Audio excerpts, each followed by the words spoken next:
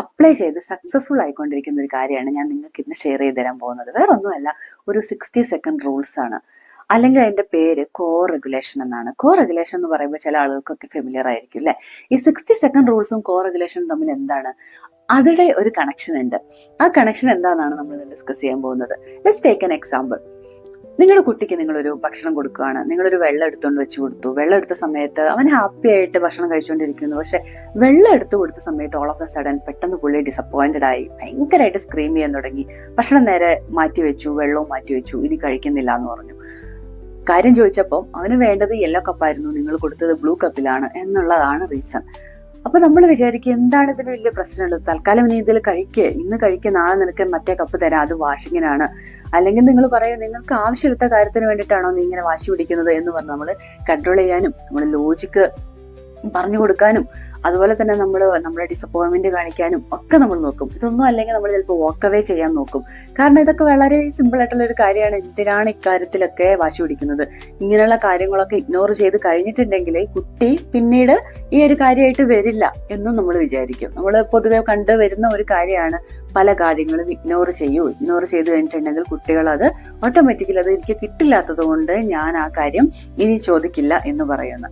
പക്ഷെ നമ്മൾ ശരിക്കും പറഞ്ഞാൽ പാരന്റിങ്ങിന്റെ ഏറ്റവും വലിയ ബിഗ്ഗസ്റ്റ് മിസ്റ്റേക്സ് നമ്മൾ സ്റ്റാർട്ട് ചെയ്യുന്നത് അവിടെ നിന്നാണ്. കഴിഞ്ഞ 7 വർഷമായിട്ട് ന്യൂസിലാൻഡിലെ എന്റെ പ്രാക്ടീസിൽ ഏറ്റവും കൂടുതൽ എനിക്ക് പാരന്റ്സിന് പറഞ്ഞു കൊടുക്കാൻ പറ്റിയിട്ടുള്ളതും ഏറ്റവും കൂടുതൽ പാരന്റ്സ് വളരെ കീനായിട്ട് നല്ല പോസിറ്റീവ് റെസ്പോൺസ് ഉണ്ടെന്ന് പറയുകയും ചെയ്തിട്ടുള്ള ഒരു മെത്തേഡാണ് 60 സെക്കൻഡ് റൂൾസ് മെത്തേഡ് അഥവാ കോ റെഗുലേഷൻ. എന്തിനാണ് കുട്ടികൾക്ക് ഈ കോ റെഗുലേഷന്റെ ആവശ്യം? കാരണം കുട്ടികൾക്ക് ഒരിക്കലും സ്വന്തമായിട്ട് റെഗുലേറ്റ് ചെയ്യാനുള്ള കഴിവില്ല. അവർക്ക് ഒരിക്കലും ഇത് എങ്ങനെയാണ് എന്താണ് ചെയ്യേണ്ടത് എന്നുള്ളതിനെ പറ്റി ഐഡിയ ഇല്ലാത്തത് കൊണ്ട് എപ്പോഴും കൂടെ നിൽക്കുന്ന ആരാണോ, അതായത് പ്രൈമറി കെയർ ഗിവർ, പാരന്റ് ആയിക്കോട്ടെ, അല്ലെങ്കിൽ ചിലപ്പോൾ ആ സമയത്ത് ടീച്ചർ ആയിക്കോട്ടെ, ഇനി അതൊന്നും അല്ലെ വേറൊരാളാണെങ്കിലും ശരിക്കും അവര് എന്ത് ചെയ്യുന്നോ അത് കോപ്പി ചെയ്യാനാണ് കുട്ടികൾക്ക് പറ്റുള്ളൂ. അപ്പൊ നിങ്ങൾ ദേഷ്യപ്പെട്ട് കഴിഞ്ഞാൽ അതായിരിക്കും കുട്ടി അത് ബോറോ ചെയ്യുന്നത്. നിങ്ങൾ കാമായിട്ട് നിന്ന് കഴിഞ്ഞാൽ ആ കാംനെസ്സിനെ കുട്ടി ബോറോ ചെയ്യാൻ തുടങ്ങും. അപ്പൊ ദേഷ്യപ്പെടുന്ന ഒരു സിറ്റുവേഷനിൽ കുട്ടി ഉണ്ടെങ്കിൽ അവരുടെ ഫിയർ സെന്റർ എന്ന് പറയുന്ന ബ്രെയിനിലെ സിസ്റ്റം അത് ഓൺ ആവുകയും ലോജിക്കൽ ബ്രെയിൻ എന്ന് പറയുന്ന prefrontal cortex completely shut down ആവുകയും ചെയ്യും.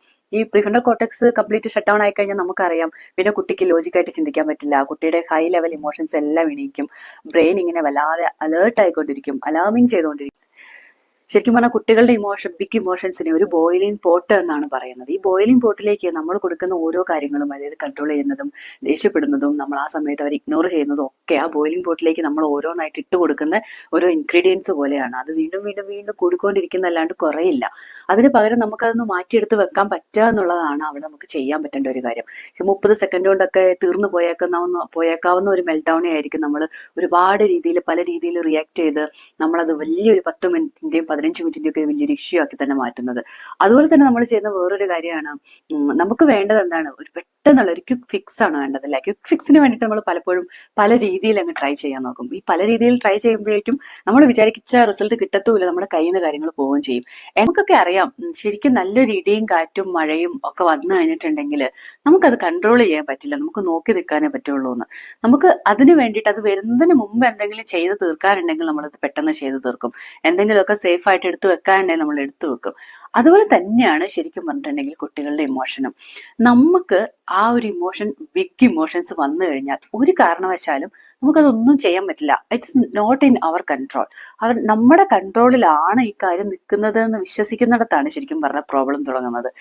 നമ്മുടെ കൺട്രോളിലല്ല അത്, നമുക്കൊന്നും ചെയ്യാനില്ല, ഇത് കണ്ടു നിൽക്കുക അല്ലാണ്ട് വേറൊന്നും എനിക്ക് ചെയ്യാനില്ല എന്ന് നമ്മളൊന്ന് വിചാരിച്ച് നോക്കിക്കഴിഞ്ഞാല് നിങ്ങൾക്ക് പിന്നെ അടുത്ത സ്റ്റെപ്പായിട്ട് ഒരുപാട് കാര്യങ്ങൾ ചെയ്യാം. കുട്ടികൾക്ക് അവരുടെ നെർവസ് സിസ്റ്റം ആ സമയത്ത് പ്രവർത്തിക്കുന്നത് ഭയങ്കര കോംപ്ലിക്കേറ്റഡ് ആയിട്ടായിരിക്കും. ഇത് നമ്മൾ വളരെ സില്ലിയാണ് നമുക്ക് തോന്നിക്കഴിഞ്ഞു കഴിഞ്ഞാലും കുട്ടികൾ എന്തിനാണ് ഇങ്ങനെ പെരുമാറുന്നത്, അതാണ് നമ്മൾ ഈ 60 സെക്കൻഡ് റൂൾസിൽ അറിഞ്ഞിരിക്കേണ്ട വളരെ ബേസിക് ആയിട്ടുള്ള കാര്യം എന്ന് പറഞ്ഞാൽ. ഇത് അറിഞ്ഞിരുന്നെങ്കിൽ മാത്രമാണ് നമുക്ക് ഇത് അപ്ലൈ ചെയ്യാനും കുട്ടിയുടെ കൂടെ ഇരുന്ന് നമുക്ക് ഹെൽപ്പ് ചെയ്യാനും പറ്റുള്ളൂ. 60 സെക്കൻഡ് റൂൾസ് എങ്ങനെയാണ് ഒരു കുട്ടീനെ ബാധിക്കുന്നത്? അത് നമ്മൾ 5ആയിട്ട് തരംതിരിക്കുകയാണെങ്കിൽ ആദ്യത്തെ 10 സെക്കൻഡ് നമ്മൾ ചെയ്യേണ്ട കാര്യം എന്ന് പറഞ്ഞാൽ, കുട്ടി ഇപ്പൊ ഭയങ്കര മെൽഡൗണിൽ, ഭയങ്കര ദേഷ്യത്തിലാണെങ്കിൽ, ഭയങ്കര സങ്കടത്തിലാണെങ്കിൽ നമ്മുടെ ബോഡിനെ കൺട്രോൾ ചെയ്ത് നമ്മളൊരു ഡീപ് ബ്രീത്ത് എടുത്തതിന് ശേഷം കുട്ടിയുടെ അടുത്തേക്ക് ഇരിക്കാൻ നോക്കുക. ഐ ടു ഐ ലെവൽ കോണ്ടാക്റ്റിൽ നമ്മൾ ഇരിക്കുകയാണെങ്കിൽ കുട്ടിക്ക് ആ ത്രെട്ട് എന്ന് പറഞ്ഞ ഫീലിംഗ് ഒഴിവാക്കാൻ അത് ഹെൽപ്ഫുൾ ആയിരിക്കും. ബ്രെയിനിന് നമ്മുടെ മുകളിലുള്ള എല്ലാത്തിനെയും, കണ്ണിന് മുകളിലുള്ള എല്ലാത്തിനെയും അത് ത്രെട്ടായിട്ടും ഡേഞ്ചർ ആയിട്ടുമാണ് ബ്രെയിൻ അതിനെ സിഗ്നൽ കൊടുക്കുന്നത്. അപ്പൊ ആദ്യം തന്നെ നിങ്ങൾ ഇരിക്കുകയാണെങ്കിൽ സേഫ് ആണ് എന്നുള്ള തോന്നൽ നമുക്ക് പെട്ടെന്ന് തന്നെ കുട്ടിക്ക് ഉണ്ടാക്കാൻ പറ്റും. രണ്ടാമത്തെ റൂൾ എന്ന് പറയുന്നത്, സെക്കൻഡ് റൂൾ എന്ന് പറയുന്നത്, നിങ്ങൾ വൺസ് അങ്ങനെ ഇരുന്ന് കഴിഞ്ഞിട്ടുണ്ടെങ്കിൽ പിന്നെ ചെയ്യേണ്ടത് eye to eye level contact ആണ്. അതായത് കണ്ണിലേക്ക് നോക്കാം. കണ്ണിലേക്ക് നോക്കിയിട്ട് അത് നമ്മൾ, അതിന്റെ അർത്ഥം നിങ്ങൾ വേറെ ഒന്നും ചെയ്യേണ്ട, ഒന്നും സംസാരിക്കേണ്ട, നിങ്ങൾ ടച്ച് ചെയ്യേണ്ട, നിങ്ങൾ just sit there for a moment. അതിന്റെ അർത്ഥം you are not in danger എന്നുള്ള മെസ്സേജ് ആണ് കൊടുക്കുന്നത്. അത് വീണ്ടും ബ്രെയിനിനെ കുറച്ചും കൂടെ ഒന്ന് സെറ്റിൽ ചെയ്യാൻ വേണ്ടിയിട്ട് ഹെൽപ്പ് ചെയ്യും. മൂന്നാമത്തെ മെത്തേഡ് എന്ന് പറയുന്നത്, മൂന്നാമത്തെ റൂൾ എന്ന് പറയുന്നത്, നമ്മൾ അടുത്തതാണ് ജെന്റിൽ ടച്ച് ചെയ്യുക. അതായത് നമ്മൾ മെല്ലെ ഒന്ന് കൈ എത്തിച്ചിട്ട് കൊച്ചിനെ ഒന്ന് തോളത്തോ അല്ലെങ്കിൽ കയ്യിലോ ഒന്ന് തൊടാൻ നോക്കുക. ചില ആളുകൾക്ക് നന്നായിട്ട് ഹഗ് ചെയ്യേണ്ടി വരും, ചില ആളുകൾക്ക് അത്ര വേണ്ടി വരില്ല. അപ്പൊ നമ്മളത് കുറേ നേരം പ്രാക്ടീസ് ചെയ്ത് കഴിയുമ്പോഴാണ് നമുക്ക് എന്താണ് നിങ്ങളുടെ കുട്ടിക്ക് കറക്റ്റ് വേണ്ടതെന്ന് മനസ്സിലാവുക. അപ്പൊ ജെന്റിൽ ടച്ചും കൂടെ കിട്ടുമ്പോഴേക്കും കുറച്ചും കൂടെ ബ്രെയിനിന് ആ ഒരു കാമായിട്ടുള്ള നെർവസ് സിസ്റ്റം ഒക്കെ കുറച്ച് കാം ആവാൻ തുടങ്ങും. അപ്പോൾ നെർവസ് സിസ്റ്റത്തിന് കിട്ടുന്ന ഒരു സംഭവം എന്ന് പറഞ്ഞിട്ടുണ്ടെങ്കിൽ, ഞാനിപ്പോൾ ഉണ്ടായിക്കൊണ്ടിരിക്കുന്ന, അതായത് എനിക്ക് കിട്ടിക്കൊണ്ടിരിക്കുന്ന ഈ ബിഗ് ഫീലിംഗ് ഉണ്ടല്ലോ, ഈ ബിഗ് ഫീലിംഗ് ഈസ് ഓക്കെ, അല്ലെങ്കിൽ ഈ ബിഗ് ഫീലിംഗ് ഉണ്ടായിക്കഴിഞ്ഞാൽ എൻ്റെ കൂടെ അത് സഹായിക്കാൻ ആരോ ഉണ്ട്, അത് വലിയ പ്രശ്നമുള്ളൊരു കാര്യമല്ല. അപ്പൊ ഈ ഫീലിംഗ് ഒന്നും ഞാൻ മറച്ചു വെക്കേണ്ട കാര്യമില്ല, ഇറ്റ്സ് ഓക്കെ ആണ് എന്ന് പറഞ്ഞിട്ടുള്ള ഒരു അവസ്ഥയിലേക്ക് ബ്രെയിൻ മെല്ലെ പോവുകയും കുറച്ച് കാമാവുകയും ചെയ്യും. ഇനി നാലാമത്തെ സ്റ്റേജ് ആണ് ശരിക്കും പറഞ്ഞിട്ടുണ്ടെങ്കിൽ നിങ്ങൾ ട്രൈ ചെയ്യേണ്ടത് സംസാരിക്കാൻ തുടങ്ങേണ്ടത്.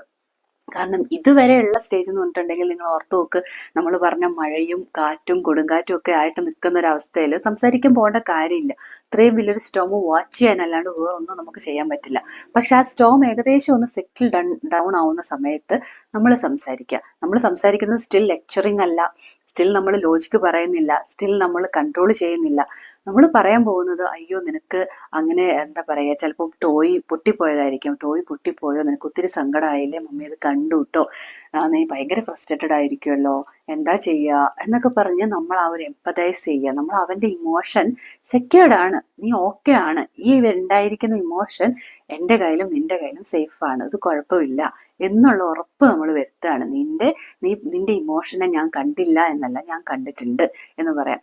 അങ്ങനെ പറയുന്ന ഒരു മൊമെന്റിൽ വേറൊരു കാര്യം എന്ന് പറഞ്ഞാൽ, കുട്ടി ചിലപ്പോൾ കുറച്ചും കൂടെ ലൗഡായിട്ട് കരഞ്ഞു എന്ന് വരും. അത് അവൻ്റെ ഫീലിങ്സ് ആണ്. കാരണം എന്താ, നമുക്ക് അങ്ങനെ ഒരു സങ്കടം ഉണ്ട് എന്ന് വേറൊരാൾ കാണുമ്പം നമുക്കുണ്ടാവും കുറച്ചും കൂടെ സങ്കടം. അതങ്ങ് ഭയങ്കരമായിട്ട് കരഞ്ഞു തീർക്കാൻ തോന്നുന്ന ഒരു അവസ്ഥയില്ലേ, അതിൽ കൂടെ തന്നെ ആയിരിക്കും ചിലപ്പോൾ കുട്ടി അപ്പ കടന്നു പോകുന്നത്. അത് ഓക്കെയാണ്. അവൻ വീണ്ടും എസ്കലേറ്റ് ആവുമല്ല, ഡീഎസ്കലേറ്റ് ചെയ്യാൻ തുടങ്ങുന്നതിന് തൊട്ട് മുമ്പ് ഉണ്ടാവുന്ന ഒരു അവസ്ഥയാണ് വീണ്ടും അവനെ കാണിക്കുന്നത്, അല്ലെ ആ കുട്ടി അവിടെ കാണിക്കുന്നത്. അഞ്ചാമത്തെ സ്റ്റേജ് എന്ന് പറയുന്നത്, ചില ആളുകൾക്ക് അത് ഡിഫറെന്റ് ആയിട്ടായിരിക്കും ചെയ്യാന്നുള്ളതാണ് അഞ്ചാമത്തെ ഒരു സ്റ്റേജ് എന്ന് പറയുന്നത്. പക്ഷെ എനിക്ക് പേഴ്സണലി ബ്രീത്തിങ്ങിനേക്കാളും കൂടുതൽ, ഞാൻ അയാളെ ഹഗ് ചെയ്യുവാണെങ്കിൽ അവൻ ഹഗ് ചെയ്ത് തന്നെ നിൽക്കാനാണ് അവൻ കൂടുതലും പ്രിഫർ ചെയ്യുക ബ്രീത്തിങ്ങിനേക്കാളും. രണ്ടുപേരും കൈ രണ്ടും അങ്ങോട്ട് പിടിച്ചു വെച്ചിട്ട്, മമ്മി വിളിക്കുന്ന കണ്ടോ, ഇങ്ങനെ മെല്ലെ ബ്രീത്ത് എടുത്തേ എന്ന് പറഞ്ഞു കഴിഞ്ഞാൽ ചില കുട്ടികൾ കേൾക്കും. ചില കുട്ടികൾ നമ്മുടെ മേത്ത് കിടന്നിട്ട് നമ്മളിങ്ങനെ കെട്ടിപ്പിടിച്ച് കുറച്ചു നേരം അവിടെ ഇങ്ങനെ നിന്ന് കഴിഞ്ഞാൽ അവർ ഓക്കെ ആകും. അത് കഴിഞ്ഞ് അവരുടെ ഒരു ചിരിയും, അത് കഴിഞ്ഞ് അവരുടെ ഒരു സന്തോഷത്തോടു കൂടിയുള്ള ഒരു നോട്ടം കണ്ടു കഴിഞ്ഞിട്ടുണ്ടെങ്കിൽ നമ്മൾ ശരിക്കും പറഞ്ഞിട്ടുണ്ടെങ്കിൽ ആ പ്രോബ്ലത്തിനെ സോൾവ് ചെയ്തത് എത്ര ബ്യൂട്ടിഫുൾ ആയിട്ടാണെന്ന് നിങ്ങൾ തന്നെ പ്രൗഡാണ്. എപ്പോഴും ഒരേപോലെ പെരുമാറാനൊന്നും പറ്റില്ല. ഈ പറയുന്ന കോ റെഗുലേഷൻ തന്നെ അറ്റ്ലീസ്റ്റ് ഒരു 60% ഓഫ് ടൈം നിങ്ങൾ കുട്ടിക്ക് കൊടുക്കാൻ പറ്റുവാണെങ്കിൽ അത് തന്നെയായിരിക്കും നിങ്ങൾ കൊടുക്കുന്ന ഏറ്റവും വലിയൊരു ഗിഫ്റ്റ് എന്ന് പറയുന്നത്.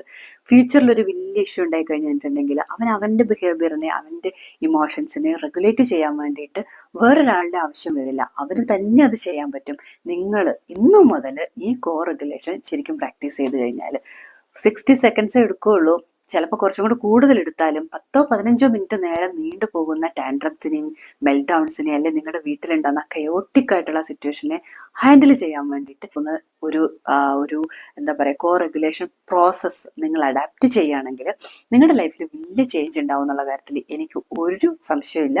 കാരണം പ്രൂവ് ചെയ്തത് എൻ്റെ എക്സ്പീരിയൻസ് തന്നെയാണ്. എനിക്ക് എക്സ്പീരിയൻസ് ചെയ്ത് പ്രൂവ് ആയിട്ടുള്ള കാര്യമല്ലാതെ ഞാൻ ഒരു കാര്യവും ഞാനിവിടെ പറയുന്നില്ല.